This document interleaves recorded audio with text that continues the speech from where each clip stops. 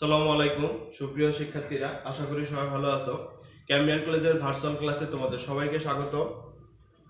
গত ক্লাসে আমরা আলোচনা করছিলাম যে রসায়ন দ্বিতীয় পত্রের জৈব রসায়নের বেনজিন চক্র থেকে বিভিন্ন যৌগের মধ্যে প্রস্তুতি, অর্থাৎ আমরা আলোচনা করা হয়েছিল যে বেনজিন থেকে বিভিন্ন যৌগ যেমন ফেনল, অ্যানিলিন, অ্যালডিহাইড এরকম বিভিন্ন যৌগের আলোচনা করা হয়েছিল। আজকে আমরা যে আলোচনা করব সেটা হচ্ছে গ্লিসারিন ও ফেনলের প্রস্তুতি এবং শনাক্তকারী বিক্রিয়া নিয়ে আলোচনা করব। গ্লিসারিন এবং ফেনলটা কিভাবে প্রস্তুত করতে হয় এটা আমরা আগে শিখব। এর আগে আমরা ফেনলের কথা অনেকবার আলোচনা করছি, ফেনল কি। আজকে আমরা আলোচনা করব ফেনল কিভাবে প্রস্তুত করতে হয় এবং গ্লিসারিন কিভাবে প্রস্তুত করা হয় এবং এদেরকে রাসায়নিক বিক্রিয়া কিভাবে শনাক্তকরণ করতে পারবো। এই ক্লাস শেষে তোমরা যা শিখতে পারবা সেটা হচ্ছে যে গ্লিসারিন কিভাবে প্রস্তুতি করে, সেটা হচ্ছে গ্লিসারিন প্রস্তুতিটা বলতে পারবা এবং ফেনলের প্রস্তুতি বলতে পারবে। তাহলে এই ক্লাস শেষে আমরা এই দুইটা প্রশ্নের উত্তর হচ্ছে দিতে পারবো। চলে যাই ক্লাসে। এখন আমাদের আলোচনা করব যে হচ্ছে গ্লিসারিন কি। আমরা যে এতক্ষণ বললাম যে গ্লিসারিন এবং হচ্ছে ফেনলের প্রস্তুতি, তাহলে যে গ্লিসারিনটা হচ্ছে কি? গ্লিসারিনটা হচ্ছে একটি ট্রাইহাইড্রক্সি অ্যালকোহল, যেখানে তিনটা হাইড্রক্সি মূলক থাকবে। এর আগে আমরা আলোচনা করছি গ্লিসারিন যে ট্রাইহাইড্রক্সি অ্যালকোহল মানে হচ্ছে তিনটা ওএস গ্রুপ যুক্ত থাকবে, এরকম হচ্ছে তিনটা ট্রাইহাইড্রক্সি অ্যালকোহল, অর্থাৎ এটাকে বলা হয়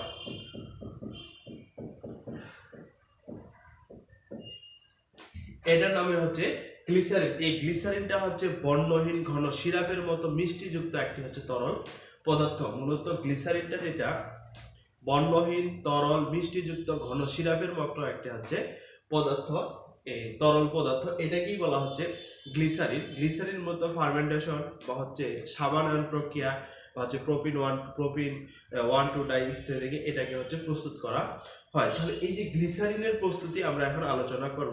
ফার্মেন্টেশন প্রক্রিয়ায় এবং যে গ্লিসারিন গাজন প্রক্রিয়ার মাধ্যমে প্রস্তুত করা হয়। তাহলে প্রস্তুতি ওয়ার আমরা আলোচনা করি।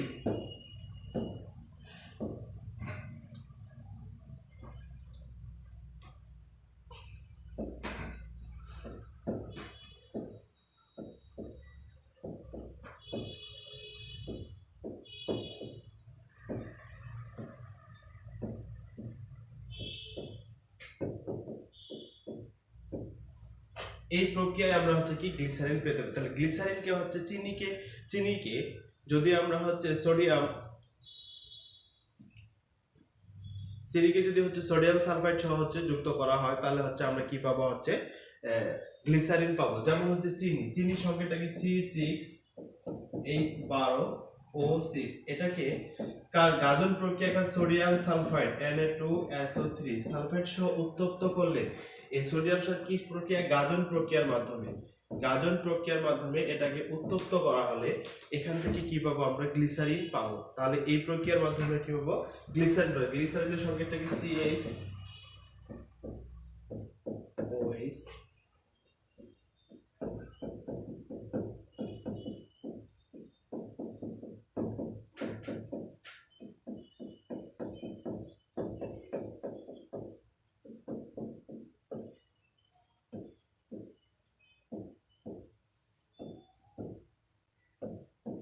এটাই হচ্ছে আমাদের গ্লিসারিন। ফার্মেন্টেশন প্রক্রিয়ার মাধ্যমে গ্লিসারিন বা গাজন প্রক্রিয়ার মাধ্যমে কি চিনিকে যদি হচ্ছে সোডিয়াম বাইফর্মেট দ্বারা ফার্মেন্টেশন করা হয়, সোডিয়াম সালফেট দ্বারা ফার্মেন্টেশন করা হয়, তাহলে এখানে কি পাবো? আমরা গ্লিসারিন পাবো, অ্যালডিহাইড কার্বন ডাই অক্সাইড। মূলত আমাদের উৎপাদ যেটা দরকার এটা হচ্ছে গ্লিসারিন। তাহলে এই প্রক্রিয়া আবার সাবানায়ন প্রক্রিয়ায় গ্লিসারিন তৈরি করতে পারবো। সাবানায়ন প্রক্রিয়ায় গ্লিসারিন প্রস্তুত। এখন করব সাবানায়ন প্রক্রিয়ায় গ্লিসারিন প্রস্তুত।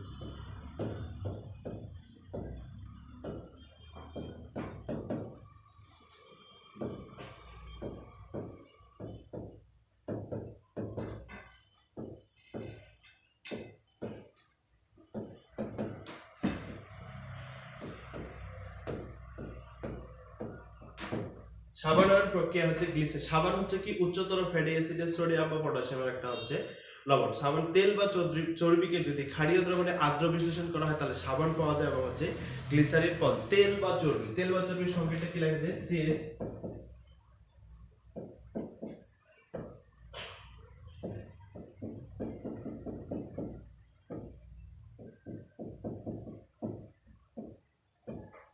এটা হচ্ছে তেল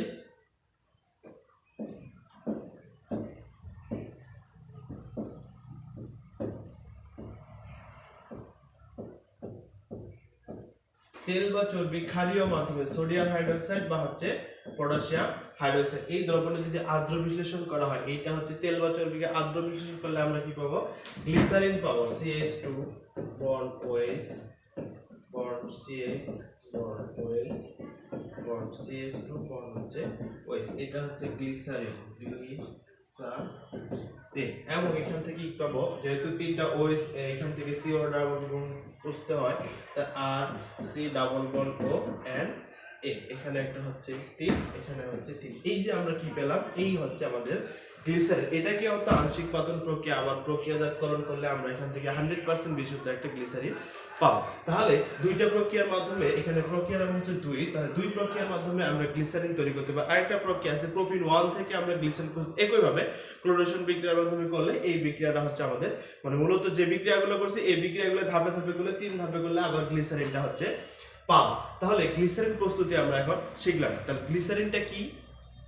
গ্লিসারিন হচ্ছে ট্রাইহাইড্রক্সি অ্যালকোহল, যেমন 3টা হাইড্রক্সি অ্যালকোহল আছে বা ট্রাইহাইড্রক্সি অ্যালকোহল বা ট্রাই অ্যালকোহল এটাকে বলা হয়। যে এই গ্লিসারিনটা হচ্ছে একটি বর্ণহীন তরল ঘন সিরাপের মতো একটা মিষ্টিযুক্ত তরল পদার্থ। এই গ্লিসারিনটাকে ফার্মেন্টেশন বা চিনির ফার্মেন্টেশন এবং সাবান এবং প্রোপিন 1 থেকে গ্লিসারিন প্রস্তুত করা হয়। এবার গ্লিসারিন শনাক্তকরণ, কিভাবে আমরা গ্লিসারিন শনাক্তকরণ করতে পারবো? গ্লিসারিন শনাক্তকরণ পরীক্ষা।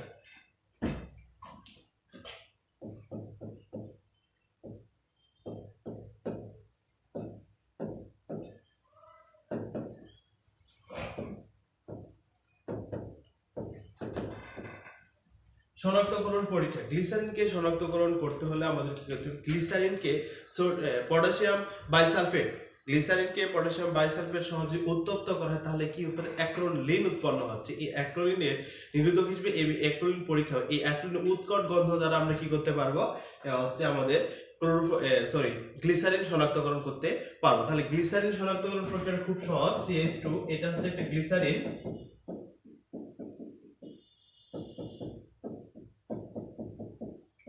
এই যে হচ্ছে গ্লিসারিন, গ্লিসারিনের সাথে পটাশিয়াম বাইসালফেট যোগ করে উত্তপ্ত করা হলে, গ্লিসারিনের সঙ্গে পটাশিয়াম বাইসালফেট যোগ করে উত্তপ্ত করা হলে অ্যাক্রোলিন উৎপন্ন হয়। এটা হচ্ছে কি CH double bond CH bond CH ও এটার নাম হচ্ছে অ্যাক্রোলিন। এই অ্যাক্রোলিন উৎপন্ন হয়। এই অ্যাক্রোলিনের উৎকট গন্ধ দ্বারা কি শনাক্তকরণ করা হয়?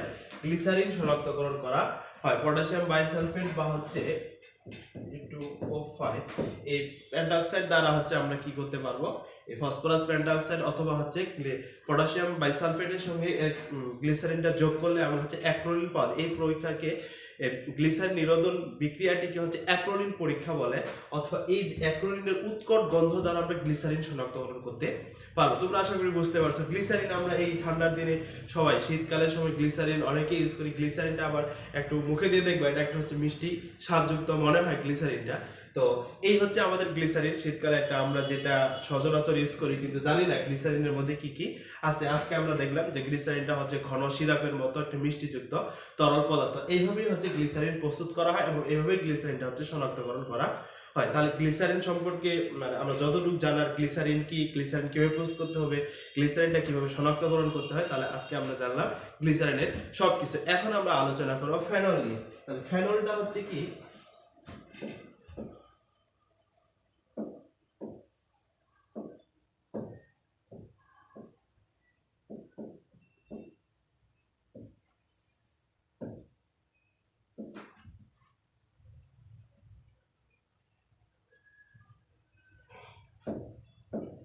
যাই হোক, ফেনল, এই ফেনলটা হচ্ছে বেনজিন চক্রের একটি OH মূলক, যে হচ্ছে LOH মূলক। এই মূলকটা বেনজিন হাইড্রোজেন পরমাণুকে প্রতিস্থাপিত করার পর যে যৌগটা তৈরি করে এটাকে বলা হচ্ছে ফেনল। মনে করো এটা হচ্ছে একটা বেনজিন চক্র, এটা একটা বেনজিন চক্র। এখানকার প্রতিটা কণায় কণায় কি আছে? কার্বন এবং হাইড্রোজেন। এই একটা হাইড্রোজেন প্রতিস্থাপিত এই মূলকটা যুক্ত হলে যে যৌগটা তৈরি হবে এটাই হচ্ছে আমাদের ফেনল। এই যে এটাই হচ্ছে আমাদের, এই যে এটাই হচ্ছে আমাদের ফেনল। মূলত আমরা আলোচনা করব ফেনলে। ফেনল হচ্ছে অম্লধর্মী, এই ফেনলের বিক্রিয়া, এর আগে আমরা ফেনলের রেজোনেন্স দেখছিলাম যে অর্থপ্যারা নির্দেশক কিনা বা এই অর্থপ্যারা নির্দেশক যৌগসমূহ যখন করি তখন আমরা ফেনল নিয়ে আলোচনা করছিলাম।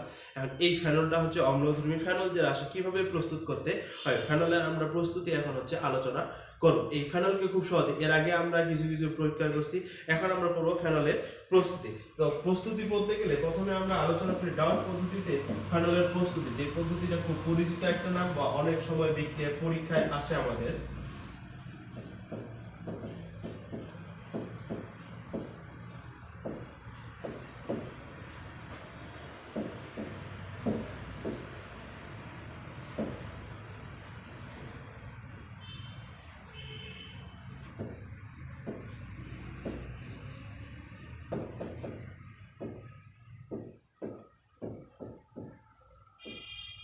এই পদ্ধতি কালকে আমি এই পদ্ধতি নিয়ে কিছু আলোচনা, পুরো পদ্ধতিটা বলি নাই, কিন্তু এরকম করে তোমরা আমি রিয়াকশনটা করতে গেলে তোমরা বুঝতে পারো যে এটা নিয়ে আমরা এর আগে অনেকবার হচ্ছে আলোচনা করছি। তাহলে ফেনলকে কি করতে হবে, ফেনল প্রস্তুত করতে হলে আমাদের কিন্তু ক্লোরোবেনজিন এখানে নিতে হবে। ক্লোরোবেনজিন, ক্লোরোবেনজিন নিলাম। এই ক্লোরোবেনজিনকে 350 ডিগ্রি সেলসিয়াস তাপমাত্রায়, 350 ডিগ্রি সেলসিয়াস তাপমাত্রায় 350 ডিগ্রি সেলসিয়াস তাপমাত্রায় 150 থেকে 200 অ্যাটমসফিয়ার চাপে, 200 অ্যাটমসফিয়ার চাপে কার সঙ্গে, সোডিয়াম হাইড্রোক্সাইডের সাথে বিক্রিয়া করে। উত্তপে যে হচ্ছে ক্লোরোবেনজিনকে 350 ডিগ্রি সেলসিয়াস তাপমাত্রায় 150 থেকে 200 অ্যাটমসফিয়ার চাপে সোডিয়াম হাইড্রোক্সাইডের সঙ্গে বিক্রিয়া করলে সোডিয়াম ফিনেট উৎপন্ন করে। কি উৎপন্ন করে? সোডিয়াম ফিনেট। এই বিক্রিয়া যেটা আমরা পাই সোডিয়াম ফিনেট। এই সোডিয়াম ফিনেট এখানে পাইলাম যেটা হচ্ছে সোডিয়াম ফিনেট। এই সোডিয়াম ফিনেটকে এতে HCl মিশিয়ে পাতিত করলে, এই দ্রবণের সঙ্গে এই দ্রবণটার সঙ্গে যদি HCl হাইড্রোক্লিক অ্যাসিড এটা যদি মিশিয়ে যদি পাতিত করা হয়, পাতিত করলে কি হবে, সোডিয়াম ওইখানকার ওএসটা সোডিয়ামটা চলে আসবে, সোডিয়াম আর ক্লোরিন মিলে সোডিয়াম ক্লোরাইড হাইড্রোজেনটা ওখানে গিয়ে প্রতিস্থাপিত হবে, ফলে আমরা পাবো ফেনল। এই পাইলাম আমরা হচ্ছে ফেনল প্লাস সোডিয়াম ক্লোরাইড। এই হচ্ছে আমাদের ফেনল। এই পদ্ধতিটাকে বলা হচ্ছে ডাও পদ্ধতি। এই পদ্ধতিটা আমরা ফেনল, আমাদের পরীক্ষা আসতে পারে ডাও পদ্ধতি কি, কোনো কিছু নাই, ফেনল আসলো না হচ্ছে অ্যানিলিন আসলো না হচ্ছে টোরিন আসলো, কোনো কিছু বলার দরকার নেই, শুধু ডাও পদ্ধতিতে ফেনল প্রস্তুতি আলোচনা করো বা ডাও পদ্ধতিটি কি বলতে পারেন যে ডাও পদ্ধতি কি, এই পদ্ধতি কিভাবে এটাকে প্রস্তুত করা হয়। এইভাবে প্রস্তুত করতে ক্লোরোবেনজিনকে 350 ডিগ্রি সেলসিয়াস তাপমাত্রায় 150 থেকে 200 অ্যাটমসফিয়ার চাপে সোডিয়াম হাইড্রোক্সাইডের সঙ্গে বিক্রিয়া করলে সোডিয়াম ফিনেট উৎপন্ন হয়। এই উৎপন্ন সোডিয়াম ফিনেটকে HCl এ মিশিয়ে পাতিত করলে কি পাওয়া যায়, ফেনল পাওয়া যাবে। এই হল গেল আমাদের যে পাতিত পদ্ধতি। আরেকটা আছে আমাদের আলকাতরা থেকে ফেনল প্রস্তুতি। এটা একটা প্রক্রিয়া, কোনো কিছু না, কয়েকবার তোমরা রিডিং একবার উপর থেকে নিচ থেকে পড়ো না। আলকাতরা প্রস্তুতি, আলকাতরা থেকে ফেনল আমরা পৃথক করতে পারি। এটা রাসায়নিক বিক্রিয়া নয়, রাসায়নিক বিক্রিয়া যেটা আমি আলোচনা করছি এটাই রাসায়নিক বিক্রিয়া, শুধু রিডিং পড়াটা পড়লে হচ্ছে এখানে হয় যাবে। তাহলে পরীক্ষাগারে কিভাবে ফেনল প্রস্তুত করতে হবে, পরীক্ষাগারে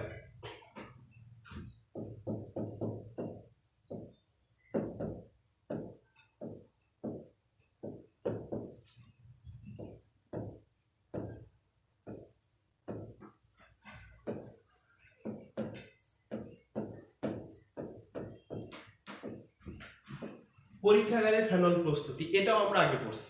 মূলত আমরা রিঅ্যাকশন গুলো করছি কিন্তু ফেনলের প্রস্তুতিটা আমরা করি না। এখন দেখবো ফেনলের প্রস্তুতি। এই ফেনলকে অ্যানিলিন, পরীক্ষাগারে প্রস্তুতি করতে হলে কি করতে হবে, অ্যানিলিন NH2 এটা আমরা দিচ্ছি। অ্যানিলিন কি সোডিয়াম নাইট্রাইল প্লাস HCl সহযোগে নিম্ন তাপমাত্রায় 0 থেকে 5 ডিগ্রি সেলসিয়াস তাপমাত্রায় বিক্রিয়া করলে বেনজিন ডাইঅ্যাজোনিয়াম ক্লোরাইড উৎপন্ন হবে।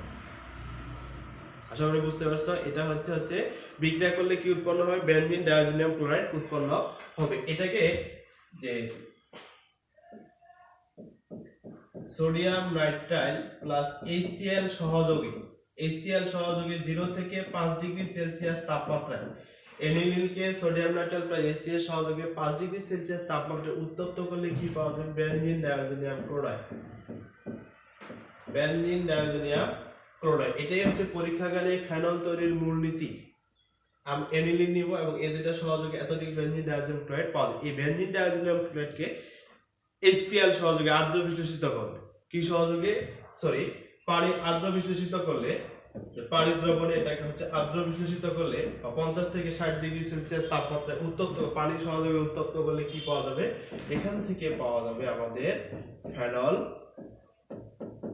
Nitrogen gas plus Cl। এই যে আমরা কি পেলাম, আবার পেলাম কি হচ্ছে ফেনল। আসলে মূলত আমরা যে রিঅ্যাকশনগুলো এর আগে এতদিন থেকে যে সমীকরণগুলো করতেছি, এখন শেষের দিকে আসে, শেষের ক্লাসগুলোর দিকে আসে বা অধ্যায়ের শেষের দিকে আসে, দেখতেছি ওই সমীকরণগুলো আমাদের বারবার চলে আসে। তাহলে যেই সমীকরণটা একবার খুব ভালো করে পড়বো, তাহলে বারবার ওই সমীকরণগুলাই চলে আসবে, ফলে পড়াটা আমাদের কি খুব সহজ হয়ে যাবে। আশা করি বুঝতে পারছি। যেমন খুব সহজ, এটা গত ক্লাসে আমি আলোচনা করছি, তার আগের ক্লাসেও আলোচনা, তার আগের ক্লাসে কি ছিল যে বেনজিন ডাইজোনিয়াম ক্লোরাইড কিভাবে প্রস্তুত করা লাগে, তখন প্রস্তুত করছে। এখন তো বেনজিন ডাইজোনিয়াম ক্লোরাইড কিভাবে ফেনল প্রস্তুত করতে হয়, বেনজিন ডাইজোনিয়াম পানিকে আদ্রবিশ্লেষণ করলে ফেনল পাওয়া যায়। কালকে আমরা আলোচনা করছিলাম যে হচ্ছে ফেনল, বেনজিন থেকে ফেনল কিভাবে প্রস্তুত করা হয়।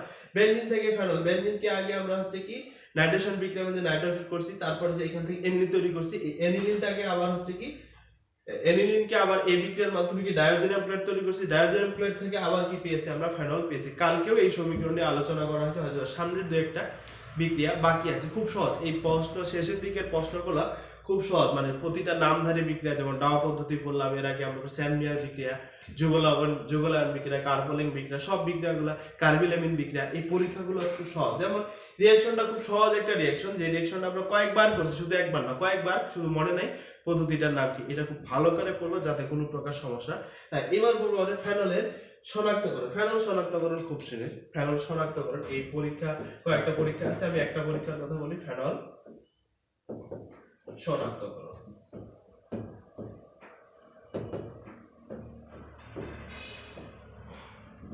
ফেনল শনাক্তকরণ C6H5OH, এটা ছড়ানো নিচে, এটা ফেরিক ক্লোরাইড FeCl3, এটা যোগ করলে এই ফেনলের দ্রবণে ফেরিক ক্লোরাইড যোগ করলে একটা হচ্ছে হলুদ বর্ণের হচ্ছে কি দ্রবণ তৈরি, এই যে দ্রবণটাই পাওয়া যাবে এটাই হচ্ছে আমাদের ফেনল। তাহলে কি পাওয়া যাবে, হলুদ বর্ণের C6, কালারটা চেঞ্জ করি, C6H5O, এখানে 6Fe2, এই যে দ্রবণটা পাওয়া যাবে এটা কি হচ্ছে হলুদ বর্ণের, এই যে দ্রবণটা পাওয়া যাবে এটা হচ্ছে কি হলুদ বর্ণের।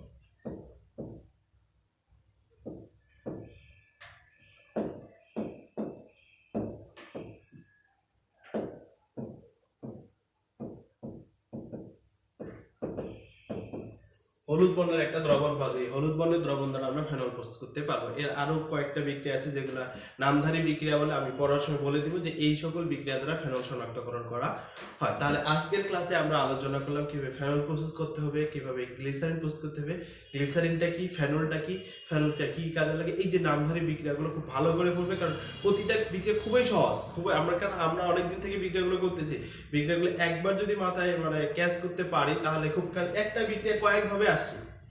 যেমন আমরা বেনজিন থেকে এনিলিন প্রস্তুত করছি, এনিলিন থেকে বেনজিন ডাইজোনিয়াম ক্লোরাইড প্রস্তুত করছি, আবার ডাইজোনিয়াম ক্লোরাইড থেকে কি প্রস্তুত করি, ফেনল প্রস্তুত করছি। তাহলে এই প্রশ্নটার মধ্যে কতগুলো প্রশ্ন লুকিয়ে আছে, তারপর আমরা দেখতে পারি যে এই যে প্রশ্নটা আছে এখানে আছে এনিলিন আছে, এনিলিন থেকে বেনজিন ডাইজোনিয়াম ক্লোরাইড, এরপরে আছে ফেনল। তাহলে এর আগে আমাদের কি ছিল, এর আগে অবশ্যই কি ছিল, ফেনল ছিল,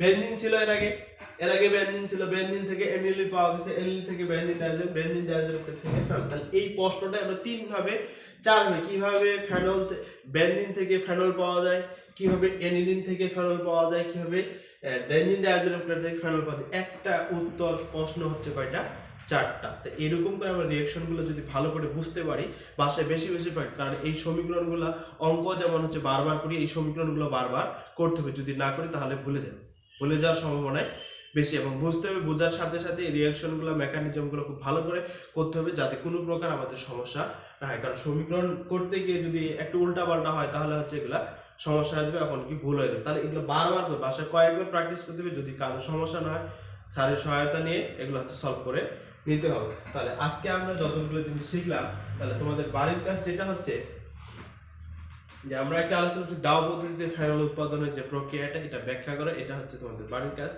তো এতক্ষণ আমার সঙ্গে ক্লাস করার জন্য তোমার সবাইকে অসংখ্য ধন্যবাদ। সবাই ভালো থাকো, সুস্থ থাকো, খোদা হাফেজ।